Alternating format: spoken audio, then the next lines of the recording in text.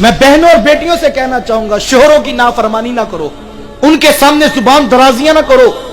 ये इस दौर का ये एक अलग दुखड़ा और एक अलमिया है कि यहां पर शोहर की नाफरमानी भी जुर्म नहीं समझा जाता, जबकि अल्लाह के रसूल क्या इरशाद फरमाने हैं। हुजूर फरमाया कि अगर मेरी शरीयत में सजदा जायज होता तो मैं बीवी को हुक्म देता कि वो शोहर को सजदा करे। जिसके हकूक इतने बताए गए हैं और चंद लम्हों की तकलीफ के इवज में उसकी नाफरमानी कर लेना।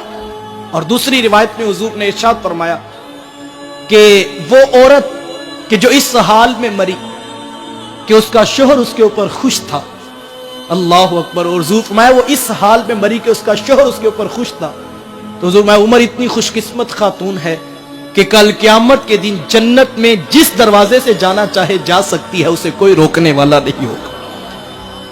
और मैं भाइयों से भी कहना चाहूंगा कि खाने में नमक कम होने पर घर तोड़ने की बातें ना करो। 100% ठीक कोई भी नहीं होता, लहजों में नरमी पैदा करो।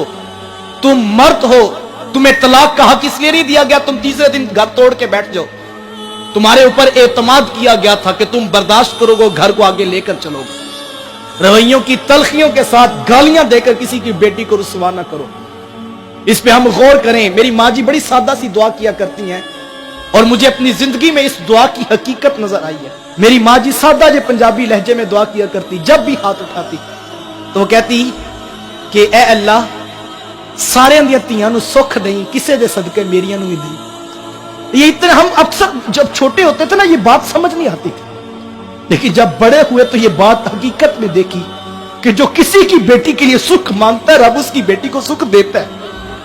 लेकिन हम बड़े अजीब लोग हैं, हम अपनी बेटियों के सुख तो मांगते हैं, लेकिन जो घरों में बेटियां किसी की बहू बन के बैठी होती हैं हम उनके साथ तराजू तोल के रखते हैं।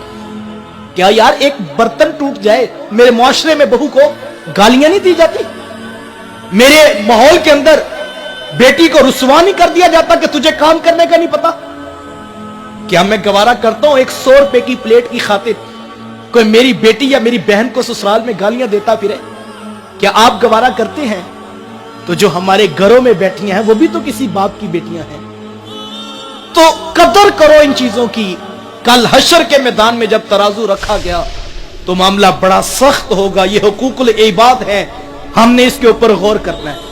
आज जिस बहू के पास सिर्फ बेटियां हो खानदान में उसको इज्जत भी नहीं दी जाती। हमल में अल्ट्रासाउंड के जरिए पता लग जाए फिर बेटी पैदा होने वाली है तो पूरा खानदान उस बेटी के साथ भी बाइकाट कर देता है।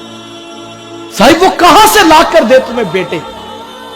ये तो अल्लाह कुरान में फरमाता है कि अल्लाह जिसे चाहता है बेटे अता करता है, जिसे चाहता है बेटियां अता करता है, जिसे चाहता है दोनों अता करता है और जिसे चाहता है कुछ भी अता नहीं करता। ये उसकी तकसीम है, उसकी तकसीम पे राजी रहने का मिजाज पैदा करो। वो बेटियां जो ससुराल में जिल्लत की जिंदगियां गुजारी हैं, क्या जुर्म है उनके पास? ना सास उसको सीधे मुंह बुलाती है, ना ससुर उससे मोहब्बत का शफकत का एहसास दिलाता है। वो जो तुम्हारे घर में आकर बैठी है वो भी किसी की बेटी है। क्या मैं गवारा करता हूं मेरी बहन या बेटी को ससुराल में बिला वजह गालियां दी जाए सिर्फ इसलिए कि उनके पास बेटियां?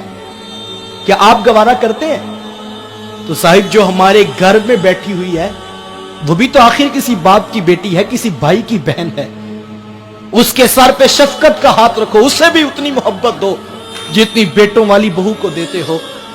डरो रब से, उसकी पकड़ से बचो। कल क़यामत के दिन ये सब चीजें तश्त असबाब होंगी और सारी कहानियां खुल के सामने आ जाएंगी और उस वक्त का पछतावा कुछ काम नहीं आएगा जब हशर के मैदान में किसी ने गिरेबान आपका पकड़ लिया। मेरे मुआशरे में तो बड़ी बस में किसी की पगड़ी उछाल देना, इसको तो हम काम ही नहीं समझते हैं, इसको तो हम जुर्म ही ख्याल नहीं करते हैं। ये कितना बड़ा जुर्म, कभी हमने सोचा इस बात पर?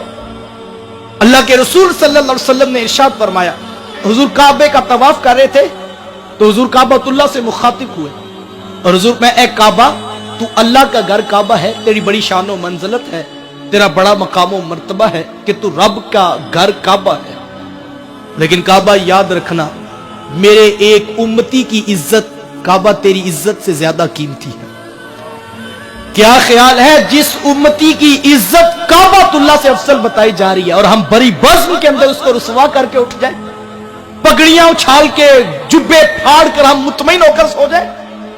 हर किसी को पता है कौन कहां ज्यादती कर रहा है, یہ جو زبان ہے، یہ زبان، اس کے لگائے ہوئے زخم ایسے ہیں کہ جو برتے نہیں ہیں۔ وہ عربی والے شاعر نے کہا تھا کہ تلوار کے زخم تو بر جاتے ہیں لیکن زبان کے لگائے ہوئے زخم نہیں برتے ہیں۔ اور یہ رشتوں کا تقدس چھوٹی چھوٹی چیزوں پہ پامال نہیں ہونا چاہیے۔ اللہ کے رسول صلی اللہ علیہ وسلم نے فرمایا کہ رشتوں کو توڑنے والا جنت میں داخل نہیں ہوگا، اور دوسری طرف کیا، ایک طرف تو فرمایا رشتوں کو توڑنے والا جنت میں داخل نہیں ہوگا، اور دوسری طرف فرمایا جو سلو کرنے میں پہل کرے گا میں ضمانت دیتا ہوں وہ جنت میں بھی پہلے جائے گا۔ توڑنے والا داخل ہی نہیں ہو سکتا اور جوڑنے والا پہلے داخل کیا جائے گا، سلو کرنے والا پہلے داخل کیا جائے گا۔ یہ حقوق العباد ہے صاحبو، اس کے اندر مجھے اور آپ کو بڑی سخت آزمائش ہے۔ اچھی بات دوسروں تک پہنچانا صدقہ جاریہ ہے۔ ویڈیو زیادہ سے زیادہ شیئر کیجیے۔